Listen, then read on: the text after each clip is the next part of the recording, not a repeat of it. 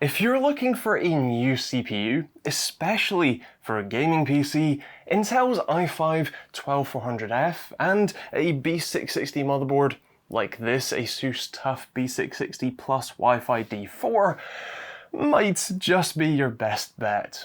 For your currently £390, you get 6 full-fat cores and 12 threads, none of those pesky E-cores, a maximum turbo power limit of 117 watts, and up to 4.4 GHz of boost clocks, plus an LGA 1700 motherboard with a reduced but still beefy 10 plus 1 phase VRM setup, 3 PCIe Gen 4 M.2 slots, DDR4 memory compatibility, and even PCIe Gen 5 support to the top X16 slot.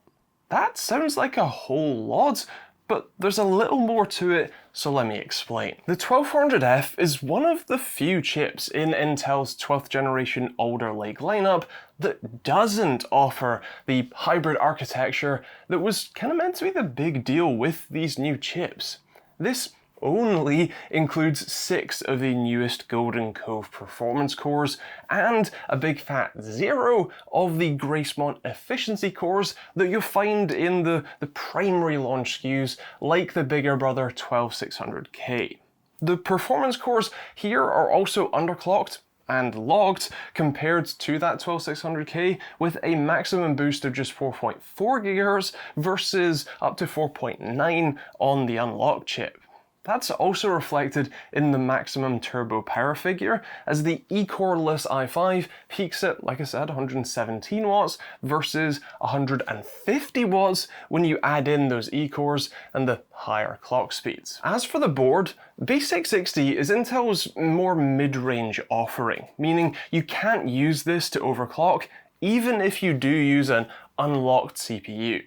In theory, this is meant to be a helpful cost saving and to ensure that B660 boards don't need to build insane VRM solutions to handle high-end overclocking, but in practice, it's an artificial limitation, and B660 boards have had to build insane 10 plus 1 phase VRMs like this because they need to be able to support someone dropping in a 12900K, which even in its stock configuration draws 241 watts non-stop, or even more with just unlocking the power limits. Despite the monster VRMs, there are some relatively small cost savings by comparison to the higher-end Z690 chipset, namely in things like I/O, where on this £220 motherboard, you only get 5 USB-A ports on the back. 5 isn't exactly what I would call a lot. You also are missing a second X16 slot connected directly to the CPU for things like dual graphics cards. You do have a second X16 size slot at the bottom, but that's only wired for X4 electrically at most, and I believe it still connects via the chipset anyway. Luckily, you do still have 3 M.2 slots here, the top of which goes directly to the CPU at full Gen 4 speeds, although of the 2 lower ones, only the left side one runs at the full Gen 4x4, as the right side one actually runs at Gen 4 with only 2 lanes instead. Now, in theory, that is the same bandwidth as Gen 3x4, like full speed Gen 3, but if it's only wired for 2 lanes electrically, that doesn't mean much. Still, beyond the limited USB ports, those are hardly massive concessions, although that is likely because this is definitely in the mid to higher end price bracket for B660 boards, like I said, currently listed at £220.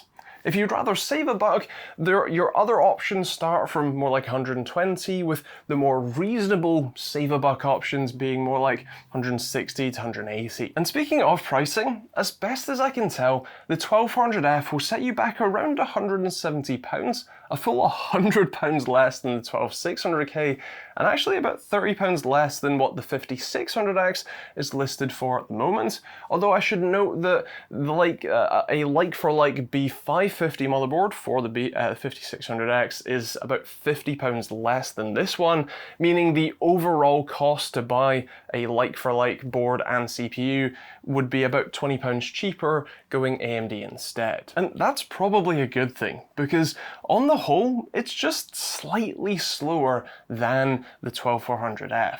In Cinebench R23, the 12400F holds a slight single-threaded performance lead over the 5600X, although of course the higher-end 12600K somewhat blows them both out of the water.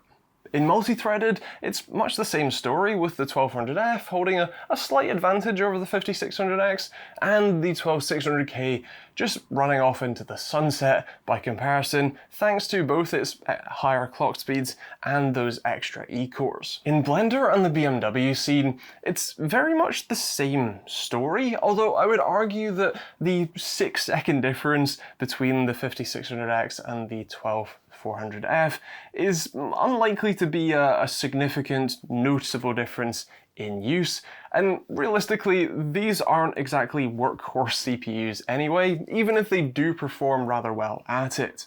In the Gooseberry scene though, the 5600X actually runs a little over 2 minutes faster. I think thanks to a mix of both the sort of power handling and boost behavior, and if I remember correctly, I think the Gooseberry render might use a slightly different instruction sort of set that AMD seems to have optimized a little better for. Either way, the 12600K with its extra cores still handily runs away with the win there. As for Premiere Pro, using the Puget Bench Swedes, the 5600X remains a hair ahead of the 12400F here, although still a sizable gap to the 12600K. After Effects swings the other way in the i5's, or actually both of the i5's favor, and is a little, well, tighter grouped overall. And in Photoshop, rather strangely, the 5600X actually takes a surprise victory over both of the i5's, and by a reasonable enough margin too. When it comes to power consumption, my readings for, well, actually all three of these chips were very much all over the place and don't line up with anyone else's results. I don't feel confident in displaying those numbers as any level of accurate data. And actually, Asus, I genuinely think you have a problem with power reporting on these LGA 1700 boards. Maybe take a look at that. But if you go off of their actual power limits, as in what they end up capping themselves at stock, at full load you can expect the 5600X to draw about 76 watts, the 12400F the 117 watts, and the 12600K 150 watts. When it comes to gaming though, well, I thought it'd be a good idea to test with a GPU that you might actually pair with these sorts of chips, rather than the absolute unobtainium itself. So I'm using an RTX 3060, the 12 gig version, and I'm testing at 1080p on what I would consider realistic settings, so generally medium to high settings with this sort of setup.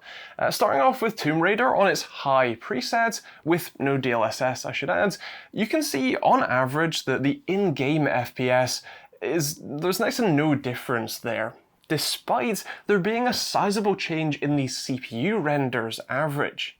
Based on that metric, you can see pretty much how these chips stack up rather nicely, but since the average FPS doesn't follow that metric, it's clear that this is very much a GPU bottlenecked situation. In Microsoft Flight, it's much the same story. The 12600K does skim a slight victory by just 2 FPS average, but the spread is just 4 FPS overall, so I wouldn't exactly call that a handy win for, well, any of these chips here. CSGO, on the other hand, does show a pretty significant difference. It's actually the same pattern I saw in my original reviews of these Alder Lake chips, where, much to my surprise, the 5600X takes the lead here, and the 12400F actually falls pretty far behind.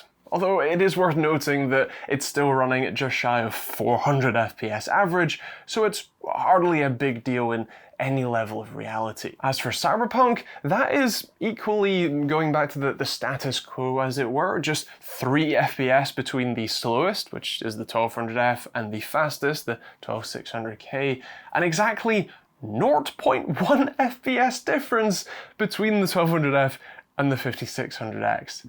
Yeah, that's pretty crazy, but otherwise, functionally identical. As for Fortnite, that has a slightly bigger spread, But we're only talking up to 8 FPS here. Only the 5600X suffers slightly in the 1% lows at 104 FPS versus the other two at like 113, but again, it's still really rather close. And finally for Watch Dogs Legion, what else can I say except it's kind of the same. 112 FPS average for Ryzen, 115 for the locked i5, and 119 for the unlocked i5. And much like Fortnite, it's the same pattern in the 1% low figures too. So when gaming with one of, actually any of these chips at 1080p medium to high settings with an RTX 3060, you'll get pretty great performance. You'll have a good time playing with it. It doesn't really matter much which chip you end up picking because 9 times out of 10 you will still be GPU bottlenecked. So it will likely matter more about what else you do with your system, how much heat and power consumption actually matter to you, and what price you can get them for. When it comes to heat, power, and price, well, in theory, AMD has that one down with the lowest CPU plus motherboard cost and the lowest power consumption, and therefore heat output too. If productivity matters to you, it's still a very close match between the 1200F and the 5600X, and considering the pricing difference to the 12600K, it's quite a leap for a relatively marginal amount more performance. If you like the idea of future-proofing, the LGA 1700 socket and B660 is likely to support at least one future generation of CPUs, although technically there is a chance that you'll need to upgrade to a DDR5 board instead, but at least there's some chance that you would be able to drop in a new replacement. Compare that to AM4, which, save for the just announced 5600 Non-X, which might end up being an even better deal when it actually becomes available to buy, is otherwise end of life and isn't due to receive any new chips for it. It's expected to be, well, AM5 with DDR5 support for the next generation, so buying a 5600X now means beyond excellent upward mobility with up to 16 cores you can drop in the same socket, it's otherwise locked out of future releases and upgrades. Which of those is best for you isn't something I can tell you. Although, to interject my own opinion briefly, personally, I would be happy with either the 5600X or the 12400F. The latter, the 12400F, offers solid performance, a good feature set, and when paired with a perhaps cheaper than this one B660 board, offers a reasonable value too. The 5600X is currently a touch cheaper overall, and I'd argue has a touch more room to push an overclock, either by PBO or Precision Boost Overdrive, or even manually if you want to, something that, well, I'm less sure is on offer with this i5, certainly the manual overclocking isn't, and overall I'm pretty happy to see the hybrid architecture is somewhat missing here. It doesn't add complexity, and therefore bugs, to an otherwise impressive chip. I think no matter what you end up picking, you can have a pretty decent time with it, and this feels very much like this is a no wrong answer situation. You could genuinely pick either of them, and they both are fairly well balanced and fairly well sort of pros and cons, if you like. So I'm pretty happy, if nothing else, just to see the competition in the market. The fact that AMD has brought down the prices of stuff like the 5600X in, sort of retaliation or whatever in response to these chips coming out is fantastic, and it means that we as the gamers and consumers end up the winners at least a little bit more. With that said, those are my thoughts and the benchmark results and that sort of stuff, but I'd love to hear your thoughts in the comments down below. What do you think of the 12400F versus the 5600X and the 12600K? Are any of those chips you would pick up yourself? Would you go for the 12400F? Would you go for the 5600 or something else? Feel free to let me know in the comments down below. If you want to pick up any of those chips or a B660 board, I'll leave links to them all in the description down below. Those will be Amazon affiliate links that will take you to your local Amazon store where you can see pricing when and where you watch this, because it can and does vary, and I've been quoting UK pricing and obviously at the time of filming, and that is all subject to change, so feel free to take a look at those for a better, more up-to-date reference. Otherwise, if you want to support the channel, you can do so in a load of different ways. Of course, you can do so by just hitting the subscribe button and the notification bell to stay up to date on all of these new videos. I actually really want to do a comparison between the last couple of generations of the 10400, 11400 and 12400Fs, because I think I have all of them still, and so that'd be really cool to do. So stay subscribed if you want to, or get subscribed if you want to check that one out.